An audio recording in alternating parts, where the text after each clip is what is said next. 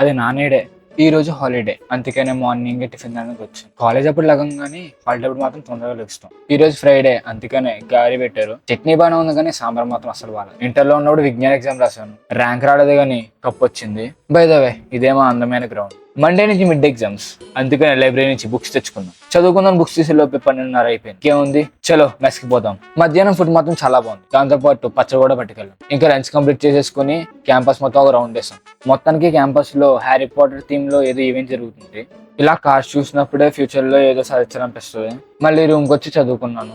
అలా 5 అయ్యే టైంకి మెస్ లో స్నాక్స్ పెడతారు. అవి తినేసి మళ్ళీ క్యాంపస్ లోనే తిరిగాను. మీకు డౌట్ వచ్చి ఉంటది ఈడేంటబ్బా క్యాంపస్ లోనే తిరుగుతున్నాడు బయటికి వెళ్ళా అని. దానికి ఒక రీజన్ ఉంది. ఆ రీజన్ ఏంటంటే క్లాస్ లో కొంతమంది స్టూడెంట్స్ అలర్ట్ చేస్తే క్లాస్ మొత్తానికి పనిష్మెంట్ ఇచ్చినట్టు మాకు కూడా అవుటింగ్ క్యాన్సిల్ చేశారు. ఇది ఎన్నో రోజులు ఉండదు, మళ్ళీ అవుటింగ్ ఇస్తారు ఎప్పటిలాగే. అలా క్యాంపస్ మొత్తం 2 రౌండ్లు వేసేటప్పటికి టైం 7:30 అయింది.